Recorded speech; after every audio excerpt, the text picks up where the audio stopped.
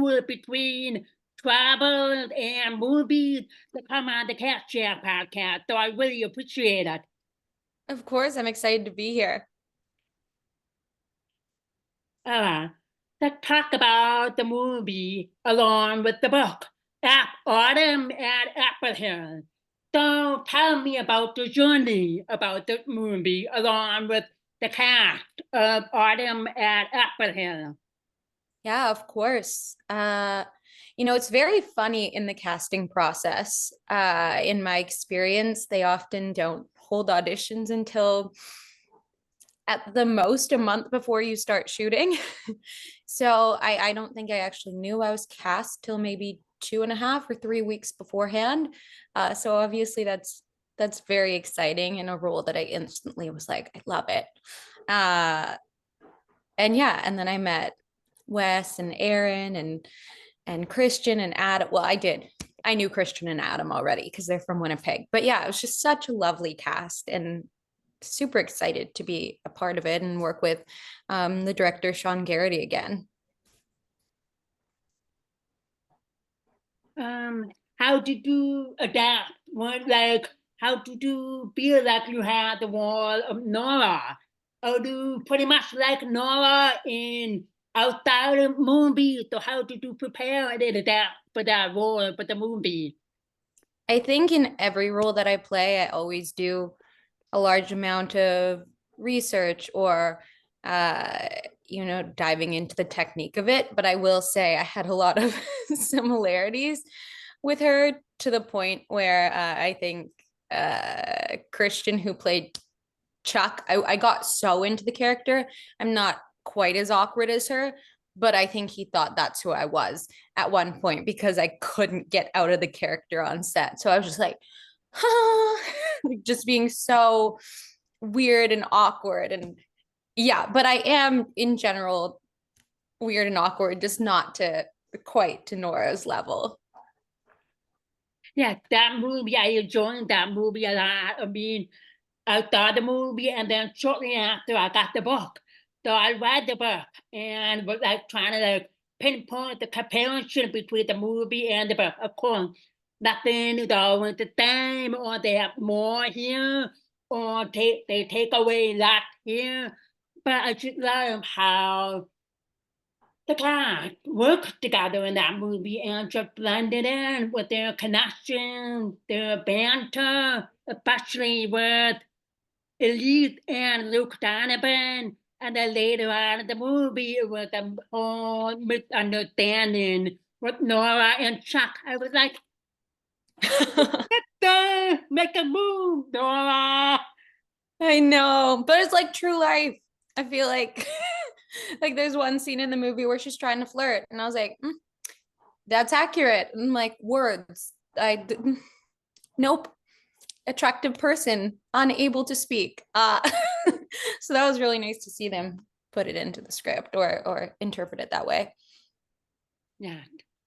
Like when you every time something happens with you and shock of the movie, I was like, such a very cute, very awkward. I'm like, that's flirting. Okay, that's a cute way of flirting. I take back. You're like, is that flirting? I'm not sure. That might be the problem, that she doesn't know how to flirt.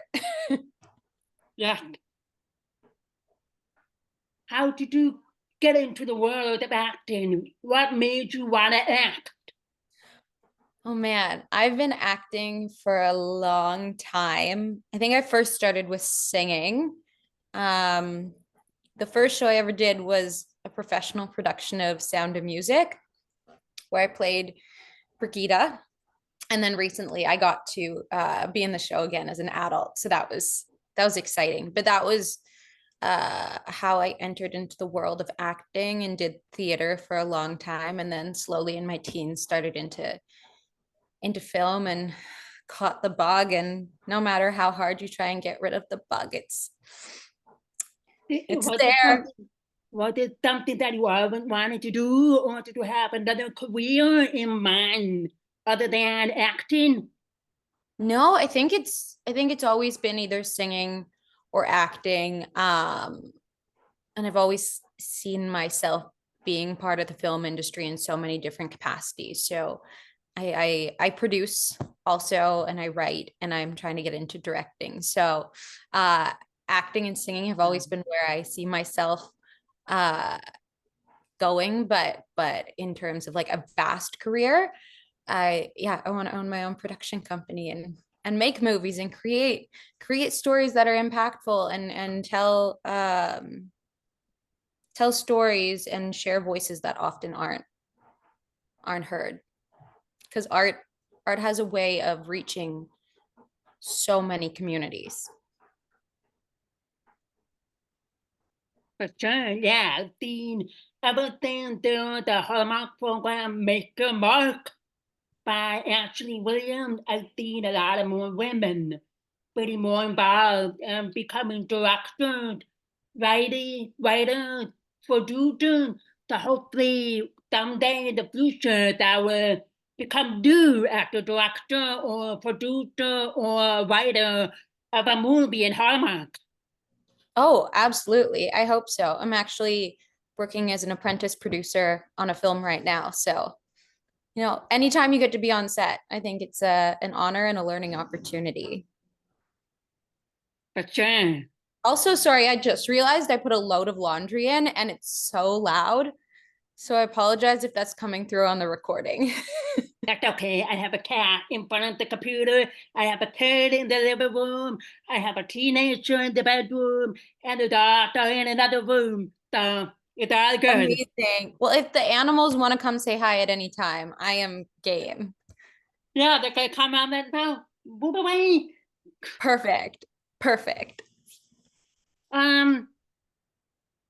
Okay, let's talk about the comparison of the movie and the book. So how did you like how the book and the movie adapt with Nora's storyline, even though she didn't have very much of a storyline until to the end of the movie or the book? Like with the video game competition between Nora, Chuck, Elise, and Luke. Mm-hmm. I'll be honest, and I think Erin spoke about this too, or somebody.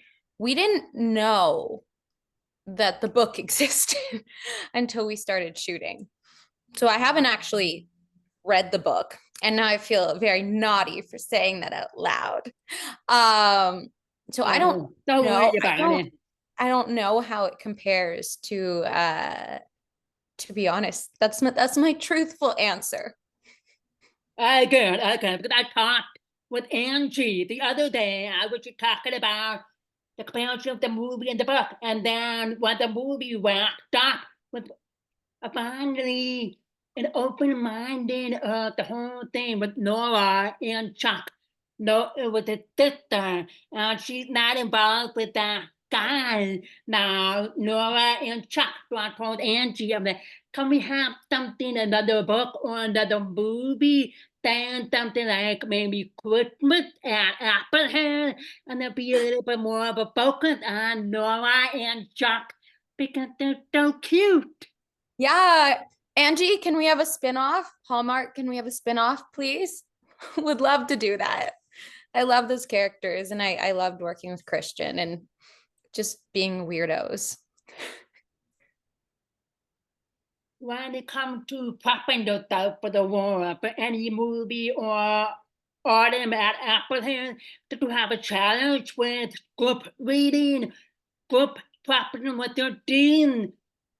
How much of a, not power, how much of a control were you able to adjust your line to make a fit with your war? That's a good question, especially how much we could adjust our lines. Because I love to improvise, which isn't also, as an actor, you have to learn when it's appropriate to improvise and when it isn't. So you always want to respect the director and their wishes and the writer. So I mean, reading the script, I felt very at ease with it, just immediately into the character. And I have my little ways that I like to prep with different techniques, and I'll break down the scenes. And then I love sticky notes. I'm very type A. So they're all like chronologically ordered and colored. And then I write a sticky note like, this is what happened in the script beforehand. You weren't in this scene, but it's context. Because some people I know don't read the parts of the script that they're not in. But for me, I find it very, very helpful because sometimes, even though you don't see the character in that scene, they're still aware of what's going on. And yeah, Sean is a super cool director to work with, very open-minded to discuss how you want to play the character. So we did some improv on the day, or just like tweaking of how you say things to make them feel more natural. Because a writer, I mean, sometimes there's cases when they know who's being cast, so they can write it exactly for that.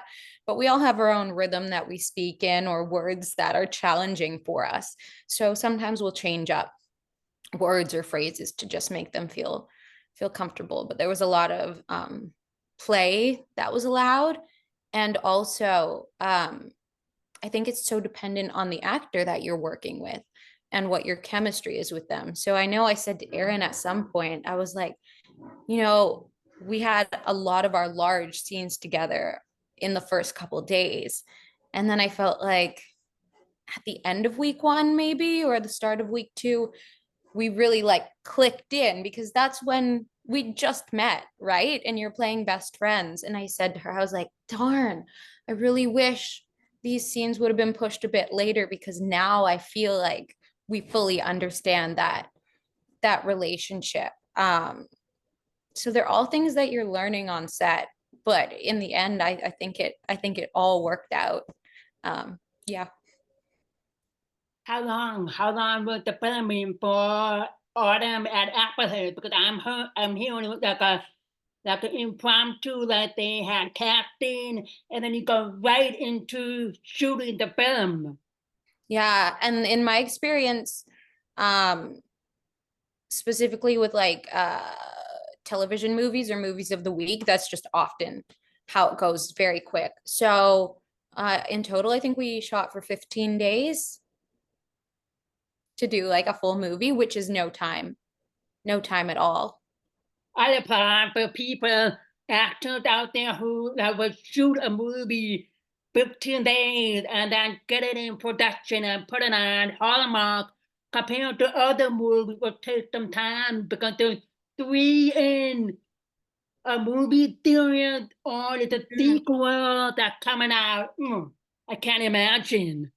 No, it's a very, very short time period, especially when you're trying to still, you want to have that play and you want to have that exploration, but you also need to get your days. So it's like, how can we compromise? How can we find both of those things? Yeah. Have you worked with Erin Cahill or Rock Brown or Christian beforehand? Or was it like your first time meeting them at this movie? Uh, so I'm from Winnipeg, so I'd never met Erin or Wes before. The first day I met them was on day one of shooting in our first scene. Actually, that I just lied, but I'm gonna take it back. The first time I met Erin was in our hair and makeup test for like half an hour. And then Christian, I think we're not sure. We may have met at a coffee shop once in passing. But no, we just knew of each other. But I did know the Adam who plays Jared. I do know him. And then I know some other people throughout the film. But yeah, the people that I mostly interacted with, I didn't have a huge rapport of ahead of time. That's really cool. That's really cool. Yeah, that's a that question I because which is okay. So how was the location? I mean, was there any challenges? Getting the movie made with the production, like because I know with the weather-wise, or something comes up and you have to do something else other than planning. Not on this film because we shot it at a very good time of year for Winnipeg. I'm trying to maybe we had rain, and I think we were inside when we had rain. So other than me not getting my costume wet when I went to Crafty, which was a lot, I think every actor really utilizes Crafty, and every crew member. It's a we just love it. But no, we were in a beautiful older house for a lot of filming. So a lot of my scenes were interior. And then it was very cool. We went to the apple farm on the first day, and there were all these trees everywhere. And I was like, we're using fake apples for sure. There's no way. No, they had about 1,000 apples tied to the branches of the trees. So I was like, oh, that's very impressive. And they did tell me after that I could take apples home, but then they never made that offer again. And I was upset, but I can get over it. Yeah, it was beautiful. I like the location, the scenery, and I like apple farm, pumpkin farm, because you get that little bit of a fall feeling. I'm a Christmas girl myself, so a lot of Christmas movies happening right now. But yeah, it was a really great movie along with the book.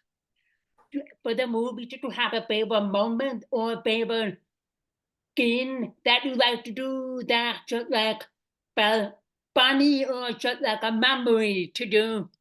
Mm. Uh, I think it was the scene that there's a clip of online, but when I'm like, can we get you food? And then she's like, oh my God, you like him? I'm like, no. So it's when Christian or Chuck and Elise are there, and I'm just like, there's an attractive man in the room. How do I act? How do I act? And I clearly can't. I think that was my favorite scene because we just got to do kind of whatever in the context of the script, and it's almost like the things that are unspoken to me are more exciting to play. It's like the awkward stares. Yeah, I think that was my favorite scene. Yeah, I mean, I could go on and on. There was a little bit, I like the banter. There was a bit I told Angie that, but I can't remember but it was a couple of days ago. But there was a couple of movie parts that I liked. I liked the one in the beginning when Luke was checking in. And Elisa, oh, you know what? We have a room for you. We're going to put you in room 11. Yes. And you know what? I was so sad because I was gonna say that scene, but they cut out part of the scene, and it was the part of the scene that I liked. But Oh, she pulls up. no. I know, but you know, they only have so long and with commercial breaks. But she pulls up on the iPad and she's like, he looks like a contestant on The Bachelor. And then we like look straight up and it's him there. So that was a really funny moment that got cut. But yeah. Yeah, that one, and there was another, the whole thing with the baseballs and how it competed through the end of the story with the, you guys got beat by the quirky couple, the cute couple. So those were the two favorite parts of the movie that I like because of how they connect and how it turned out. Well, she's like, okay, wow. Yeah, no, I like that a lot. I just, in general, I liked, it wasn't like too happy, but everybody in the end was happy and won. And that's nice to see, especially in our world these days. Sometimes we just need a happy ending. And I think that's a lot of the time why these movies are so nice and why some audience members like them is because even though there's conflict throughout the movies, there is some surety that there's going to be a resolution.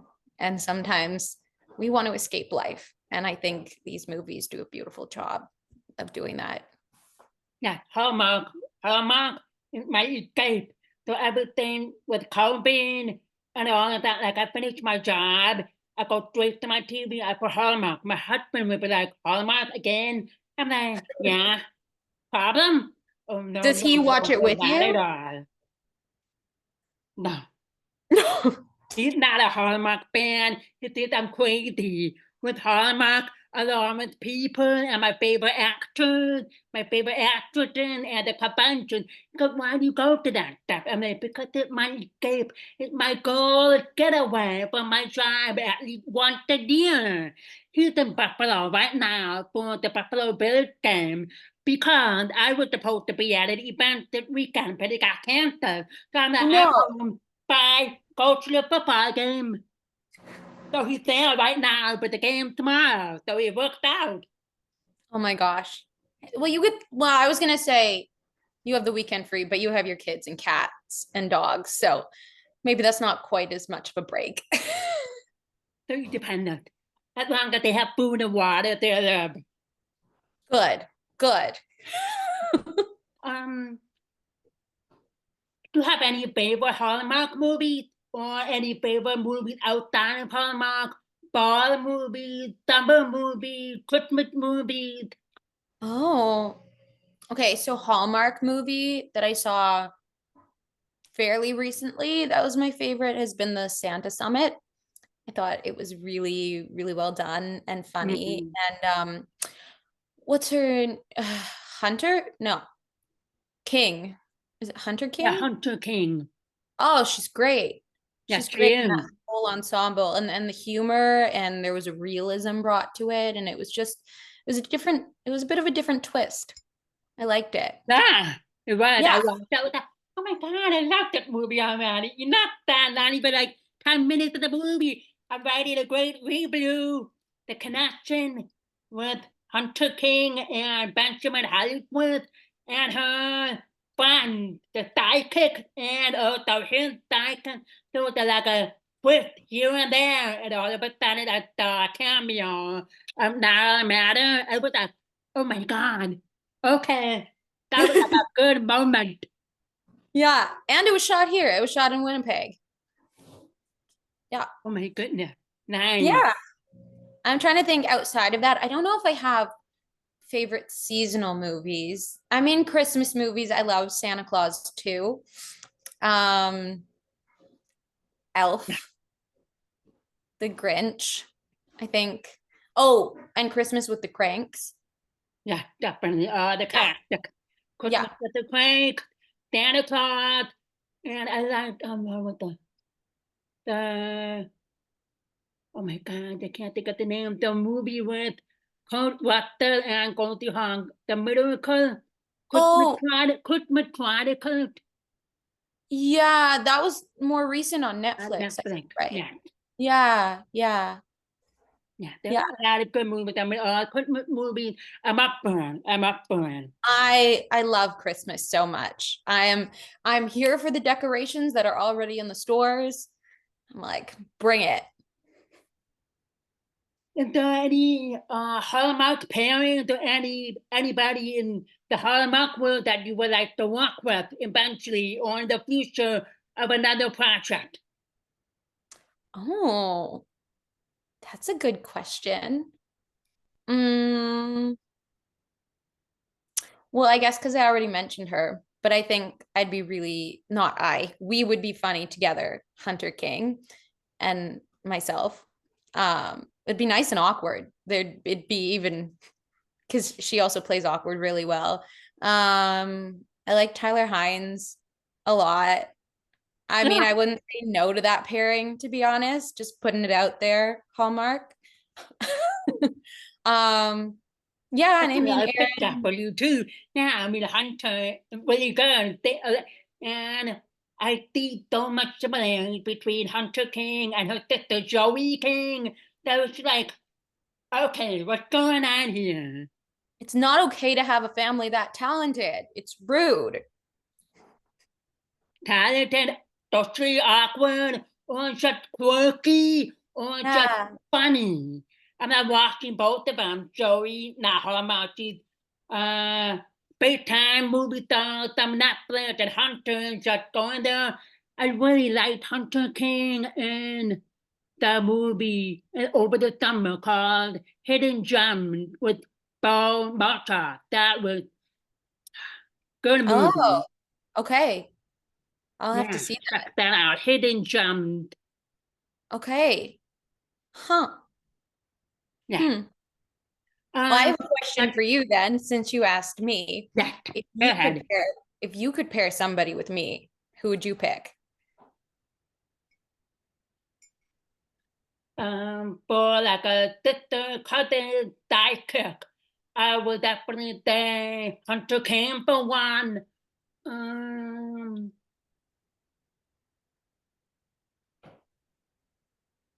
maybe Tinny Butby. Hmm. But for like a love interest or compatibility, something brewing. I need something quirky, someone, funny, socially, maybe Paul Campbell. Paul Campbell would be a good one. Okay. He's a great guy. Hallmark, did you hear that? See, we're putting all this into the universe. It's gonna happen. Got a list for you, start working on these parents.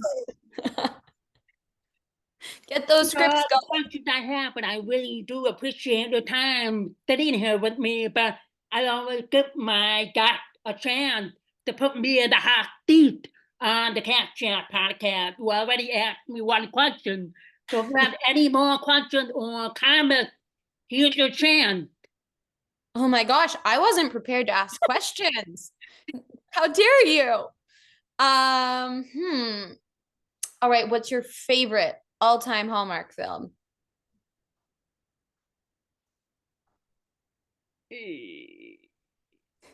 Okay. Wow. For Christmas movies, there was one Christmas movie from that Christmas that I watched 12 times. It was A Baltimore Christmas with Christopher Plaha and Bethany Joy Lenz. Okay. What was the name, Kat? Really Sorry. good. What was the name of it? A Baltimore Christmas. Huh.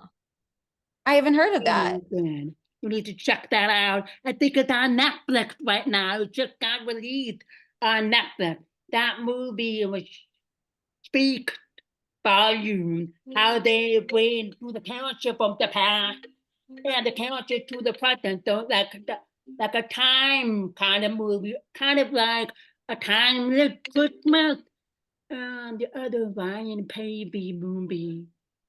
Timeless Christmas when they go back and forth and into present. So Baltimore Christmas once that came out and watched it, I love that movie. So that's my all-time favorite so far. But for this Christmas, I still have a lot of more movies to watch. So that's my top Christmas movie from last year. Okay. I will have to watch it. It will have to go on the list. Cause yeah, Netflix just released, I think, 10 Hallmark films. Am I right on that? Yeah. Yeah, Yeah. because I saw Erin post something about that. Yeah, there's a couple of them. I'm finding a Netflix perfect. There's some streaming services or buy it at Walmart. I'm like, I'm gonna get that movie. I'm gonna get that movie DVD. Because it's one of the best movies. I tell Chris, I want to this movie using the character so well. I'm just like, wow. You know what I do miss going to Walmart or even like 5 years ago, like my favorite thing to do was go to a used DVD store. And now I'm just like, they're all on the streaming services, which I'm grateful that we can watch it and everything is so accessible, which is huge, the accessibility factor. But I do miss the part where I would go searching for it and then I would find it and I'd be like, oh my gosh, they Yeah. have it here. Yeah. I'm the same way with that really good DVDs or movies come out. I'm like, I gotta have it. I'm the same way with books.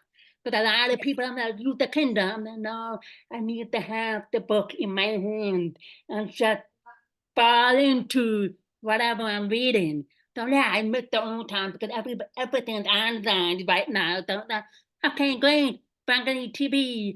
Okay, Amazon. Okay, Netflix. Okay, but where's the old-fashioned style of watching movies, reading books? Yeah, I think my dad and I were on like season maybe 6 of West Wing. And we really got into streaming television, and our West Wings were on DVD. And it got to the point where neither of us would get up from the couch to put the DVD in. So we just haven't continued watching West Wing. And I'm like, I'm contributing to this. We've gotten to that point in society. Yeah, I don't know. I do love DVDs. I should get off the couch and actually just push play. Yeah. Okay, do you have any upcoming project or movie that you could share? If you can't, it's all good. I'm trying to think. They won't be coming out for a little while. Worked on the film Nobody 2 with Bob Odenkirk. And then, yeah, I'm working with him again in apprentice producing capacity on his next film called Normal. So that's what I'm doing all throughout the week. And I did fall asleep in my Pilates class this morning because I was so tired from being on set. Oh my goodness. Like 3 times I was standing up and my body was still doing the actions, but then I would be like, Oh my goodness. Well, Sarah, again, thank you for your time coming on the podcast. And if you have no other questions or comments, I really want to thank you for your time to come on here. well, thank you for having me, and thank you for reaching out and watching Autumn at Apple Hill and having such kind things to say. Yeah. Thank you. It was a really good movie, and don't forget to read the book. And it's a really short book. I mean, I read it like. You're just calling me out here, hey? Thank you, Sarah. I hope you have a great night and get some rest. Thank you, you too. Bye. Bye. Thank you.